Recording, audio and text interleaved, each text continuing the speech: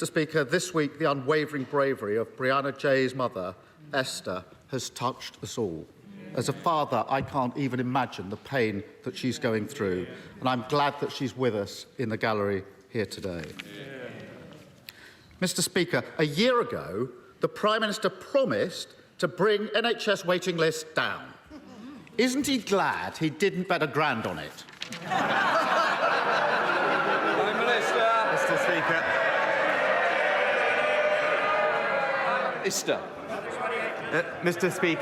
Mr. Speaker, at least I stand by my commitments.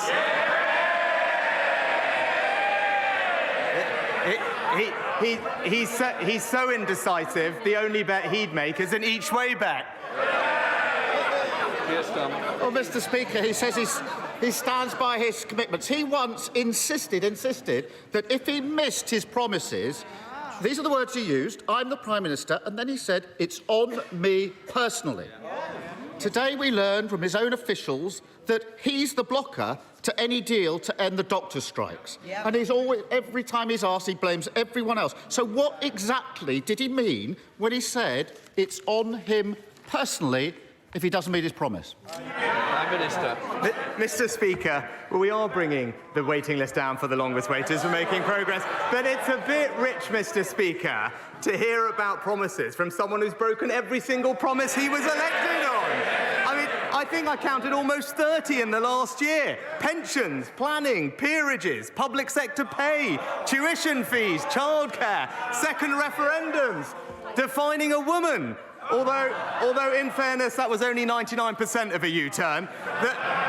The list goes on, but the theme is the same, Mr. Speaker. It's empty words, broken promises, and absolutely no plan. Keir Starmer.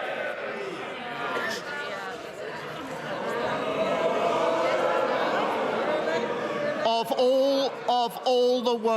all the weeks to say that, when Brianna's mother is in this chamber, shame, parading as a man of integrity when he's got absolutely no responsibility.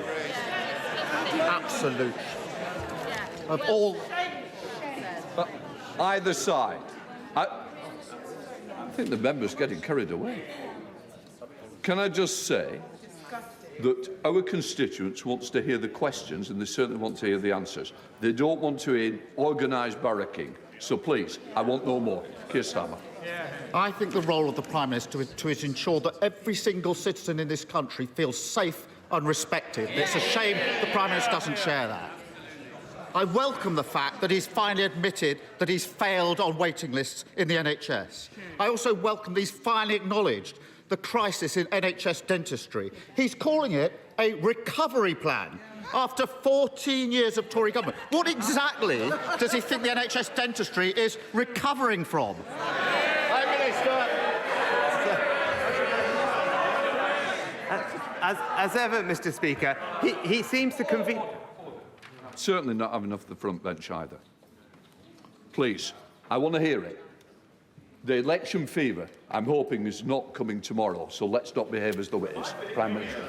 Well, Mr. Speaker, as ever, he conveniently forgets the impact of a pandemic on NHS dentistry, and it was specifically because of the close proximity nature of dental provision that it was unable to operate as normal throughout the pandemic. That was the recommendation of the medical and clinical experts, Mr. Speaker, which is why, inevitably, there is a backlog in dental care and the impact that has. But that's why, as my honourable friend, the Health Secretary, will outline later today for the House, we're putting more funding in to provide more NHS provision across the country, on top of plans that will see the number of dental training places increased by 40%, Mr. Speaker. But I would actually just point out, our plans mean that there will be 2.5 million more NHS appointments, which is in fact 3 times more than the Labour Party are proposing.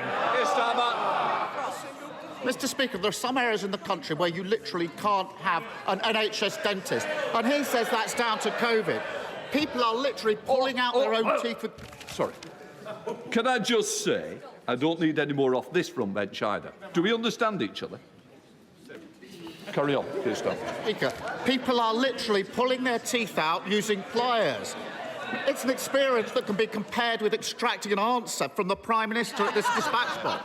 The truth is, after 14 years of neglect, this recovery plan is just a desperate attempt to try to recover back to square one. If he wanted to move forward, he should follow Labour, scrap the non-dom tax status, use the money to fund 2 million more hospital appointments every year. But, Mr. Speaker, the Prime Minister is oddly reluctant to follow us on this. What exactly is so special about this tax avoidance scheme that the Prime Minister prioritises it above the NHS? Well, Mr. Speaker, let's look at that record. We've, in the NHS, record funding, record doctors and nurses, record number of appointments, higher cancer survival rates. But what's happening under Labour's watch in Wales, Mr. Speaker? Let's have a look. A fifth of people in Wales are currently on a waiting list. Waits of 18 months or more are 10 times higher than that in England, and people are waiting twice as long for an operation. Their failure has sent the Welsh NHS back to square one, and we'll never let them do that here. Keir Starmer. Mr. Speaker, when he admitted that he'd failed on waiting lists, I actually thought that we might be entering a new era of integrity, professionalism and accountability. Remember that one? But just like all the other relaunches, it's proved to be a false dawn, still blaming everyone else, still removed from reality. It's very simple. You can either back more NHS appointments or more tax avoidance. We know what side we're on. Why doesn't he? Mr. Speaker, the best way to ensure that we continue to fund the NHS, as we have, is not to make £28 billion of unfunded spending commitments. But just this morning, independent Treasury officials have published a formal costing of just one part of their eco-promise, their insulation scheme, and it turns out that it will cost double what they had previously claimed. Not the £6 billion that Labour accounted for, but £13 billion every single year. It's now crystal clear they have absolutely no plan, but we all know how they're going to fund that gap. More taxes on hard-working people. Keir Starmer. Mr. Speaker, this is Mr. 25 tax rises. He's literally the country's expert on putting taxes up, and he thinks he can lecture everyone else on the economy. Last week, he and his MPs were laughing at someone whose mortgage had gone up £1,000 a month. This week, he's casually made a £1,000 bet in the middle of an interview. Last week, he thought even raising questions about the cost of living was, and I quote, resorting to the politics of envy. And this week, he's finally found the cause that he wants to rally around, the non-dom status. When he finds himself backing tax avoidance over NHS appointments, does he start to understand why his own MPs are saying he simply does not get what Britain needs? Prime Minister. Mr. Speaker, I'm not going to take any lectures about getting Britain from a man who thought it was right to defend terrorists, Mr. Speaker. But what we're doing is building a brighter future for our country. In just the last week, expanding healthcare in pharmacies. Today, expanding dental care. This week, helping millions with the cost of living. And most importantly, cutting national insurance. All while the Labour Party argue over 28 billion different ways to raise people's taxes. That's the difference between us. We're delivering a plan. They can't even agree on one.